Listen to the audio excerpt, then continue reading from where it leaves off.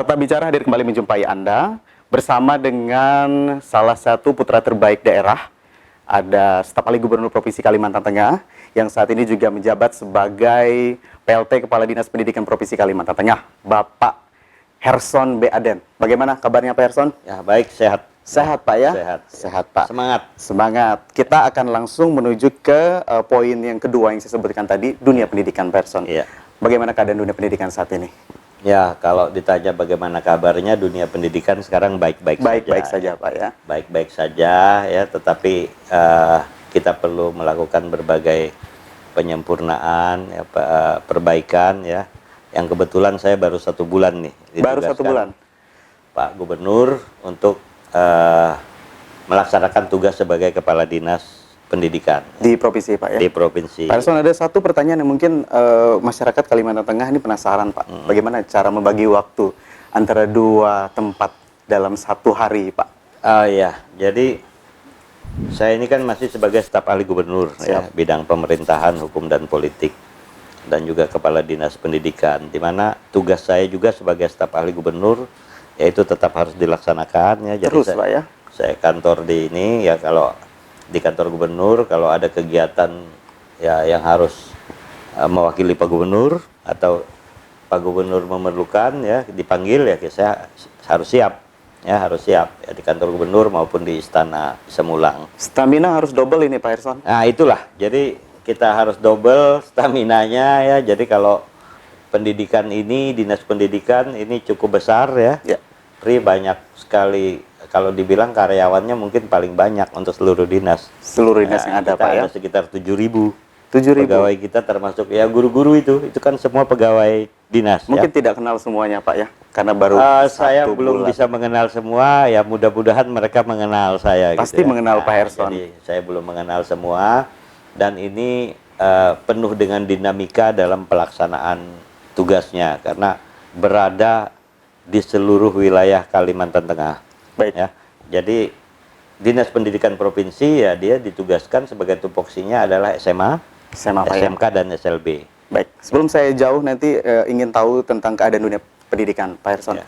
Orang rumah apakah tidak keberatan dengan 2 profesi yang dilakukan dalam 1 hari? Ya, karena di rumah cuma berdua kan. Pak ya? Jadi semua berjalan saja, karena ya Palangkaraya masih kita gampang untuk komunikasi sekarang, jadi semua bisa berjalan lah. Baik, diinfokan ke kita tadi bahwa dunia pendidikan saat ini sedang baik-baik saja Pak ya. Sampai baik-baik saja, standarisasinya sampai di mana? Ya, jadi begini ya. Jadi sekarang ini kita menghadapi yang namanya kurikulum baru ya.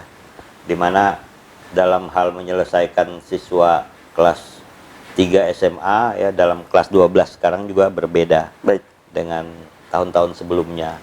Kalau tahun sebelumnya ada yang namanya ujian nasional. Ujian nasional. Ada yang namanya ujian sekolah. Baik. Ya.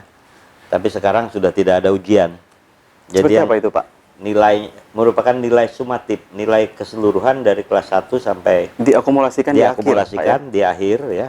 Dan juga ekstrakurikuler itu merupakan penilaian. Penilaian. Ya. Keaktifan motorik juga ya, ikut. Keaktifan di dalam mengikuti kegiatan-kegiatan ekstrakurikuler di sekolah itu menjadi satu penilaian. Nah, uniknya ya, dengan adanya kegiatan ekstrakurikuler berarti anak-anak ini wajib nanti mengikuti harus ikut ya.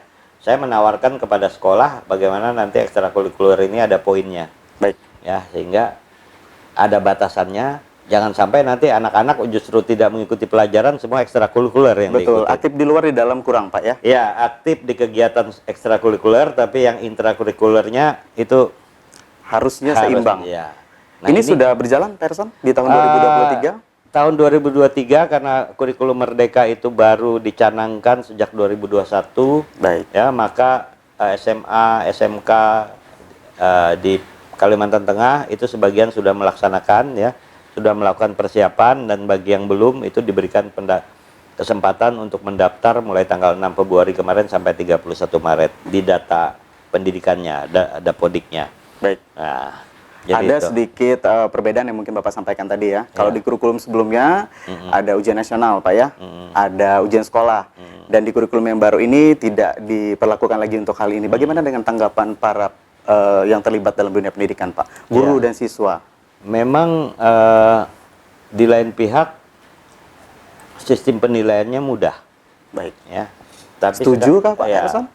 Para ya, seluruh yang tergabung ya dalam rata-rata dunia sih pendidikan? ya kalau kita mengatakan setuju, saya susah juga bilang itu setuju ya. Karena standar penilaian jadinya akan berbeda-beda nih. Baik. Setiap sekolah akan memiliki nilai yang berbeda terhadap penilaian kelulusannya ya, karena tidak ada lagi ujian yang sama nilainya. Tetapi ini sangat baik ya dalam rangka mengangkat nilai indeks student kita, PISA kita ya. Betul.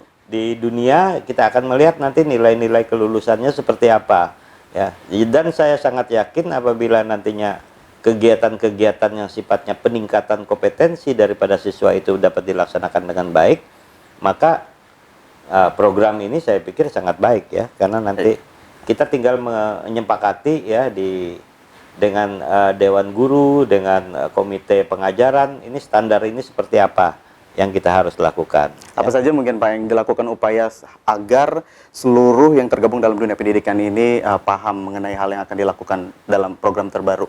Ya, jadi program terbaru itu ada yang namanya program project pelajar Pancasila. Pelajar Pancasila. Ya. Pelajar Pancasila ini akan efektif menurut saya ya, akan efektif berjalan. Ini gagasan siapa, Pak Erson? Ini memang dari Pusat, ya? Kementerian Dari Pendidikan. Kementerian. Ya, dalam rangka program Merdeka, kurikulum Merdeka. Kurikulum Merdeka. Ya, kurikulum Baik. Merdeka. Di dalamnya ada pelajar Pancasila. Pelajar Pancasila. Ya, jadi ada pelajar Pancasila itu maksudnya selain ada program program pembelajaran yang peningkatan kompetensi, ada program yang namanya pelajar Pancasila. Mungkin masih banyak orang yang bingung nih pelajar Pancasila seperti Betul, apa, Pak. ya. Jadi pelajar Pancasila ini adalah satu program di mana program itu yang pertama adalah membuat kita siswa itu bertakwa kepada Tuhan Yang Maha Esa. Sesuai dengan sila Pancasila, Pak, ya. Dia meningkatkan rasa gotong royong, Baik. ya, meningkatkan rasa kebersamaan di antara siswa, guru, deh. Habis itu memiliki daya nalar yang kreatif, Baik. ya, yang aktif, ya.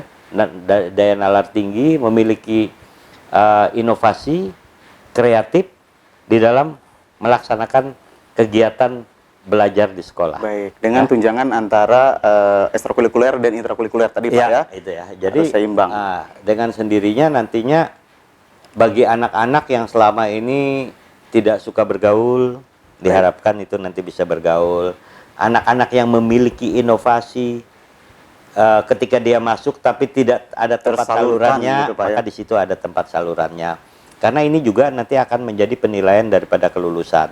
Nah, kami membuat satu dinas pendidikan bahwa ada yang namanya guru bimbingan konseling. Guru bimbingan konseling. Kalau dulu mungkin guru BP ya. BKBP, Pak, ya. Ya, BP, bimbingan konseling.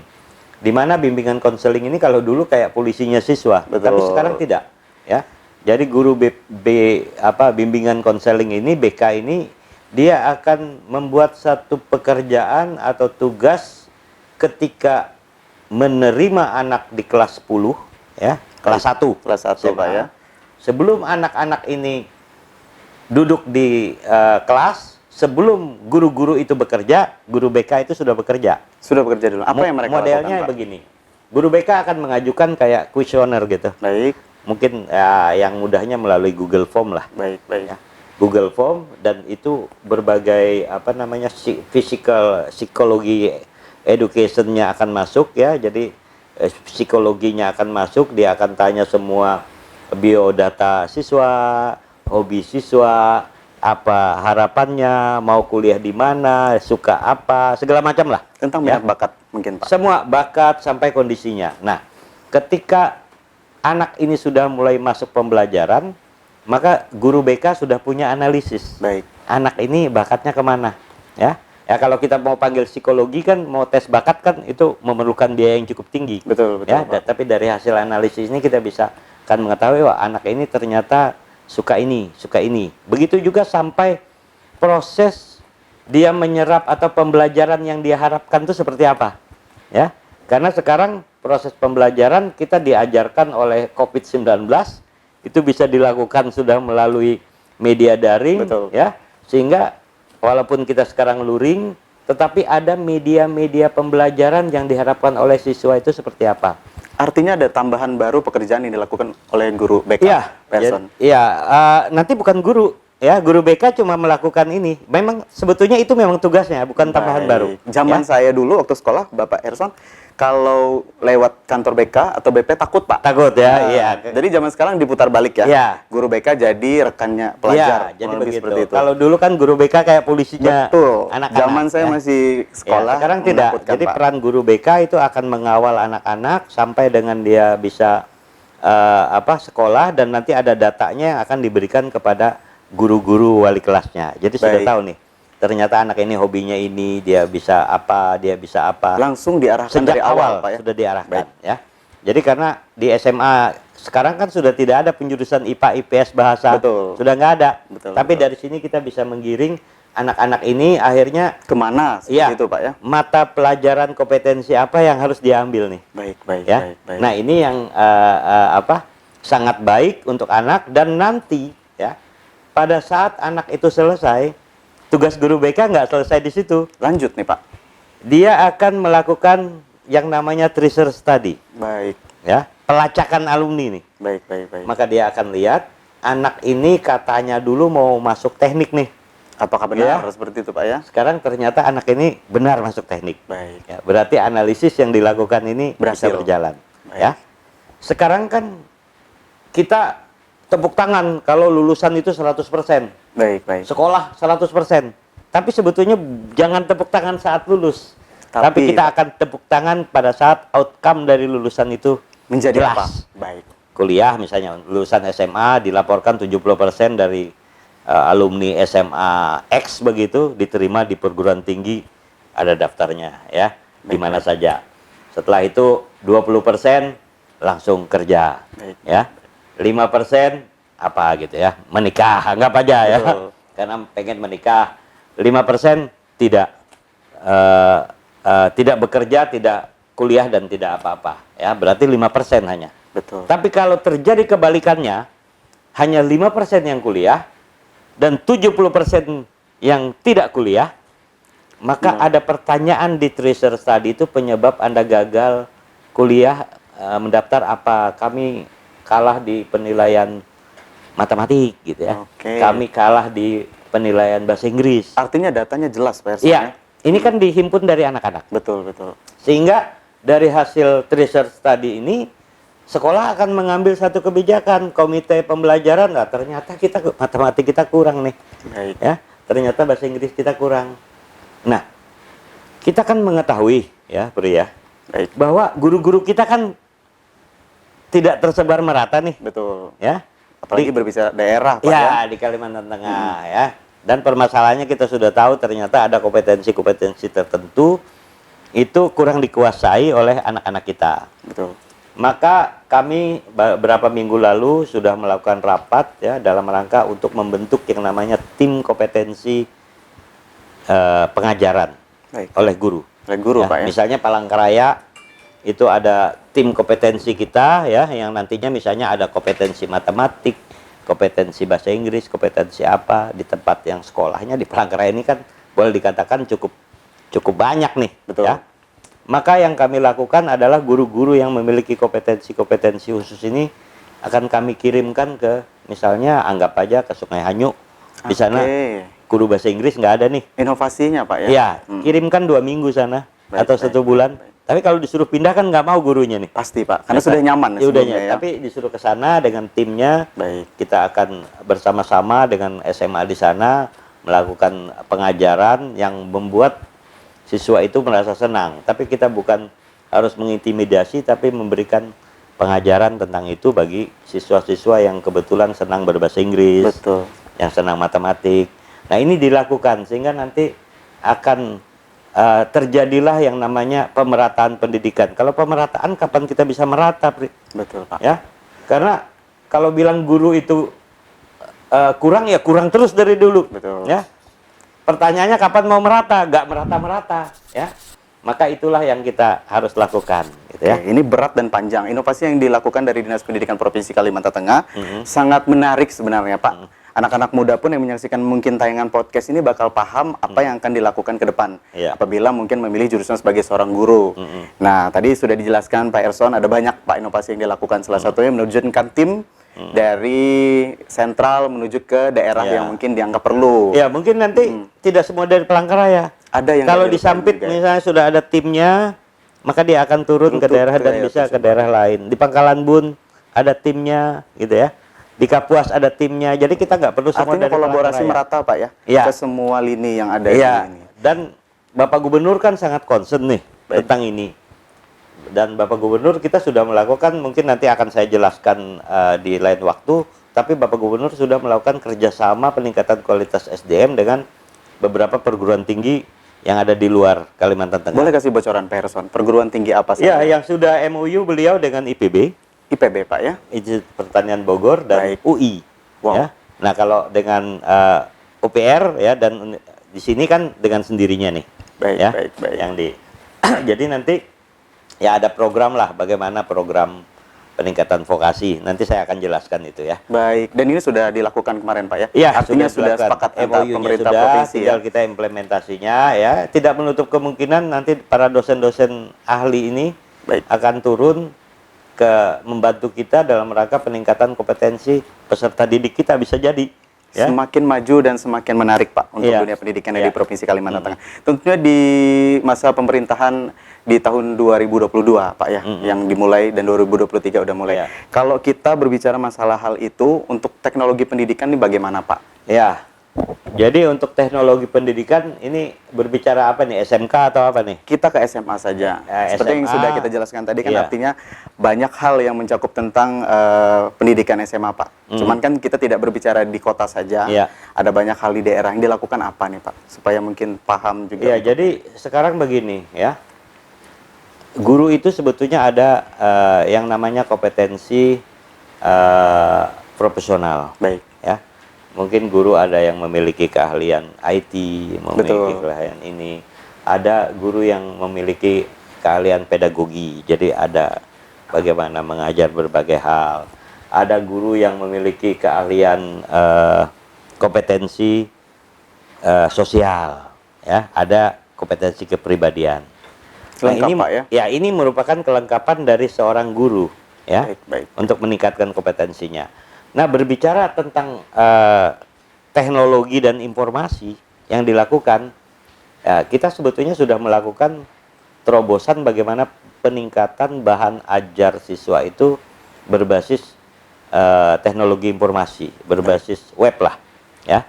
Nah, kami mengharapkan bahan ajar ini akan dibuat oleh para guru, ya, di mana bahan ajar ini para murid dengan mudah untuk bisa mengakses bahan ajar ini. Baik, baik, Nah, baik. bahan ajar yang seperti apa? Ya, ini sekarang ada pelatihan di Neo. Bahan ajar yang membuat murid itu menarik untuk Contohnya dia apa, Ersan? mau belajar. Contohnya seperti apa nih Pak? Misalnya seperti bahan ajar yang selama ini mungkin cuma dikasih dalam bentuk buku nih, Betul. ya. Nanti kita bikin pakai program Canva Doc yang ada gambar, ada apa, Oke, ya. yang Ya. semenarik mungkin Semenarik disajikan mungkin, Pak ya. sehingga para siswa ini sambil nonton, sambil ngelihat, dia bisa memahami sebetulnya substansi dari bahan pengajaran ini seperti apa. Nah, ini yang sekarang lagi kita bikin Persiapan. pelatihan, dibantu oleh dari Kementerian Pendidikan Kebudayaan Pusat, ya, turun ke sini. Kita membuat para guru ini jadi inovatif dan kreatif dalam membuat bahan ajar. Nah, ini bisa diaktifkan nantinya melalui link sekolah, bisa diaktifkan dari website yang ada di Dinas Pendidikan. Baik. Dan ya tidak menutup kemungkinan akan terpublish secara luas, ya. Baik. Nah, ini nanti tergantung daripada hasil daripada bahan ajar ini seperti apa, Baik, ya, dalam rangka peningkatan. Nah, artinya ketika kita sudah mengajak siswa untuk menyukai bahan ajar yang berbasis web dan IT, Baik. ya, dengan sendirinya siswa HP-nya sendiri tidak lagi hanya digunakan untuk Untuk hal pribadi Pak ya. hal pribadi yang tidak penting. Betul. Dia bisa belajar dari HP, dia bisa belajar dari media-media yang lain, dia bisa nonton YouTube tentang pembelajaran, di mana tujuannya adalah meningkatkan ya kompetensi daripada siswa. Baik. Ya. Secara garis besarnya Dinas Pendidikan Provinsi Kalimantan Tengah menggiring seluruh peserta didik untuk menggunakan teknologi Ya, platform ini yang ada ya. secara Ya. positif, betul Pak Ya. Son, ya. Dan juga dengan adanya kreativitas guru untuk bisa melakukan ini, tanpa disadari dia akan meningkatkan nilai kredit poinnya. Betul. Ya. Jadi bahan ajar itu tidak yang seperti dulu-dulu diketik, dibuat jadi apa ya namanya itu? LKS mungkin Pak? Bukan. Kalau yang dulu apa? Diktat. Oh baik. Yang seperti diktat apa segala macam. Buku panduan yang setebal iya, ini Pak ya. tebal banyak karena harus Oke. tuntas. Nah, sekarang kan kita buat bahwa siswa itu bisa memahami substansi daripada materi pengajarannya. Baik. Saya ambil contoh gini. Untuk SD. Ketika kita ikut kurikulum 2013, Pri. Ya. Siswa kelas 3 SD itu harus bisa membagi. Betul. Tapi ternyata di daerah ini, ya daerah tertentu yang ada di Kalimantan ini, jangankan membagi, menambah saja belum bisa, mengurang belum bisa. Artinya tidak sampai Dipaksa standarisasi, untuk Pak, membagi. ya? Nah, Baik. dengan kurikulum Merdeka, jangan dipaksa membagi. Baik, baik, baik. Kita ajarkan dulu menambah, mengurang. Yang nanti akan masuk pada saatnya membagi. Menyesuaikan dengan alur Kondisi dan keadaan Pak dan ya. kondisi keadaan di Baik. wilayah. Nah, kalau kurikulum dulu kan nggak mau tahu nih. Kalau Ya. seandainya tidak sesuai tidak akan naik kelas Pak, ya? Dipaksakan membagi. Ah, Ya, paksa orang tuanya kasih les kan. betul. Keluar lagi biaya les menambah, les mengurang. Kalau tidak sesuai dengan standar, artinya kita harus tinggal kelas kalau zaman Tinggal dulu kelas, Pak. ya, bisa bahkan tidak lulus. Betul. Nah, ini hal-hal ini ya mudah-mudahan di kurikulum Merdeka ini itu kita bisa terapkan dengan konsisten. Nah, ada begitu banyak inovasi terbaik yang sudah disiapkan oleh Dinas Pendidikan Provinsi Kalimantan Tengah, Pak Erson. Apalagi nih Pak, yang mungkin kedepannya yang akan dilakukan oleh Dinas Pendidikan selain kurikulum Merdeka dan pelajar Pancasila tadi Ya, Pak? kita juga akan berupaya untuk peningkatan daripada kualitas para guru. Guru Pak ya. Kita adakan selalu guru mengikuti berbagai kegiatan peningkatan kompetensi ya dalam rangka ya updating ya buat Betul. guru ya, refresh ya. Karena ini siswa akan dari guru Pak ya Iya, intinya. karena intinya kan dari guru betul. ya. Dan juga kita tetap saya membuat satu aplikasi kemudahan guru untuk naik pangkat. Ya kan? Sudah dilakukan Pak? Ya, sudah dipersiapkan Luar biasa. ya. Jadi nanti guru itu diharapkan para guru itu akan melakukan evaluasi mandiri Evaluasi mandiri. terhadap apa yang dia capai sampai dengan titik tertentu. Ya, kalau dulu kan baru ngumpul kredit poin kalau mau naik pangkat nih. Betul. Ya, akhirnya berkas-berkasnya udah nggak tahu di mana. Betul. Ya. Nah, ini kita lakukan dengan adanya aplikasi ya. Maka guru akan mengisi bahwa saya hari ini telah melakukan apa. Jadi yang jelas nanti- rangkuman dari awal ya, sampai ya, akhir dia Pak sudah ya. melakukan pengajaran dan sebagainya, aplikasinya ada sehingga dia bisa tahu bahwa semester ini saya bisa dapat sudah berapa poin. Ya, biasa dari 3A ke 3B itu harus cari 50 poin. Dia akan tahu, oh sekarang saatnya saya sudah bisa naik pangkat. Artinya Karena jelas sudah Pak ya. terpenuhi. Ya, kita Dari harapkan awal. nanti ada asesor ya yang bisa membantu para guru ketika ada hal-hal yang tidak pas di dalam dia mengisi ini. Baik. Tapi ini belum rigid loh. Nanti dia rigid saat dia sudah klik Sampai terakhir waktunya, ya, Pak, sampai ya. waktunya ya. Oke. Dan para penilai angka kredit itu saya harapkan tidak perlu lagi menunggu guru-guru harus membawa berkas yang begitu banyak Betul. ke provinsi ya. Jadi cukup melihat dari aplikasi ya, hasilnya ada dan itu validasinya terakhirnya sudah dilakukan oleh kepala sekolah, penanggung jawab dan asesor yang ada, berarti kita sudah meyakini bahwa itu sudah memenuhi daripada kriteria penilaian ya. Baik. 100% mengikuti perkembangan zaman, Iya. Pak Erson. Iya. Kalau tadi banyak hal baik yang disampaikan, untuk kendalanya sendiri Pak, mungkin di masa 1 tahun terakhir Ya, bagaimana? memang kendalanya kan karena aksesibilitas kita Betul. yang begitu luas, wilayah kita yang begitu luas ya, sehingga sebaran guru yang begitu luas pun jaraknya nih jauh-jauh nih. dari barat sampai timur ya. Di tengah juga ada yang cukup jauh. Sehingga guru tersebar, sehingga yang paling sering terjadi kendala adalah ya guru pada minta mutasi, pindah ya. Ini cerita lama Pak ya? Iya, cerita lama yang selalu ada. Baik. Ya. Jadi pindah ya kita sih ya memaklumi ya dengan kondisi sebaran daripada kita yang berbeda-beda ini dia. Beda dengan di Jawa kan? Betul. Beda dengan di kota-kota besar, dia datang ke daerah juga daerahnya memiliki tingkat keramaian yang hampir sama. Betul. Ya. Tapi di tempat kita ada daerah yang blank spot, yang apa. Dan ini pengabdian guru ini sangat menjadi perhatian Bapak Gubernur. Ya, Bapak Gubernur memberikan tunjangan-tunjangan khusus kepada guru-guru yang berada di daerah-daerah pelosok ya, yang terpencil ya. Dan ini sudah ada datanya Pak Erson ya? Ada, datanya ada ya. Sudah ada datanya. Dan begitu juga data yang minta pindah terus nih banyak. Gitu Setiap hari mungkin Pak? Setiap hari. Bagaimana Ya. kalau dari kacamata Pak Erson? Ya, jadi memang ketika kita memberikan satu rekomendasi persetujuan pindah, kita harus lihat dulu berdasarkan kebutuhan daripada tenaga guru ini. Apakah memang tempat dia pindah ini memang memerlukan dia, yang dibuktikan dengan keterangan dari kepala sekolah. Betul. Apakah tempat dia asal tuh memberikan dia pindah dengan melihat kapasitas, ya jangan sampai dia guru matematik, begitu dia pindah guru matematik udah nggak ada. Screeningnya berjalan dari Iya, awal Pak ya? jadi udah nggak ada ya. Jadi akhirnya ini yang mengakibatkan sekolah asal ini tiba-tiba menyurat lagi. Kami mohon bantuan dari Disdik karena kami tidak ada guru matematik. Padahal baru bulan lalu dia pindahin gitu ya. Dia cerita lama ini masih berjalan. Cerita Pak, lama ini masih berjalan. Baik. Oleh sebab itu kami berupaya memberikan satu pemahaman kepada guru-guru ya, dengan beban yang hampir sama, dengan apa namanya ya refreshing yang hampir sama, dengan pengetahuan yang hampir sama, sehingga guru-guru bisa merasa betah di tempat dia bekerja. Karena ada aturannya 5 tahun lah nggak boleh mengusul pindah. Baik. Tapi pada saat 5 tahun 1 hari udah ada surat masuk gitu loh. Baik, artinya memang sudah berjalan itu Pak ya. Iya. Kemudian Pak Erson, 2 harapan yang mungkin akan Pak Erson sampaikan ke seluruh warga masyarakat di Kalimantan Tengah Pak. Harapan untuk peserta didik dan juga untuk para pendidik.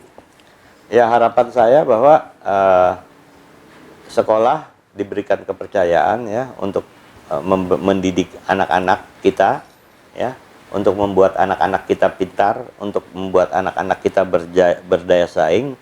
Tetapi peran daripada orang tua ya, sebagai orang yang paling banyak dengan anak-anak juga memiliki peran yang penting ya. Tidak salah kalau orang tua juga akan mempersiapkan kompetensi bagi anak-anaknya, kompetensi tambahan ya. Karena banyak sekali bukti-bukti yang terjadi di luar sana, ternyata kompetensi-kompetensi tambahan itu sangat bisa membantu anak-anak di dalam mengikuti berbagai dinamika yang ada di luar sana.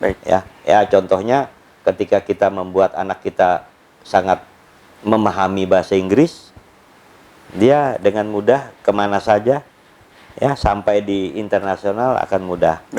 Dan untuk para peserta didik ya, kami harapkan selalu meningkatkan kualitas pengajarannya, meningkatkan kompetensinya, mengupdate semua apa yang menjadi pembelajarannya, dan harus tetap berinovasi dan kreatif. Karena inovasi kreatif Bapak Ibu guru itu akan menjadi inovasi yang ada pada anak-anak kita ke depannya, agar anak-anak kita selalu memiliki daya saing yang tinggi ya, baik di daerah maupun di luar daripada daerah kita. Saya rasa itu, Pri. Terima kasih Pak Erson. Ya. Hari ini Pak Erson menyapa seluruh masyarakat yang ada di Kalimantan Tengah dalam Warta Bicara. Ada banyak hal yang mungkin disampaikan dan juga pelajaran untuk kita. Kami mengucapkan terima kasih untuk Ya, pengabdian nanti Pak kita Erson. ketemu lagi. Kita akan ketemu dalam sesi yang kedua. Kalau hari ini kita bicara masalah dunia pendidikan, nanti kita akan berbicara masalah pemerintahan, Pak. Ya. Mungkin dalam suasana yang berbeda. Pak Erson ini hobinya sepeda, Pak ya.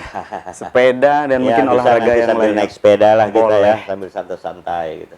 Ya. Jadi, saya lagi mengucapkan terima kasih untuk pengabdian Pak Erson. Kita akan berjumpa lagi dalam Warta Bicara selanjutnya. Saya Priyanto Rangkap. Terima kasih. Terima kasih.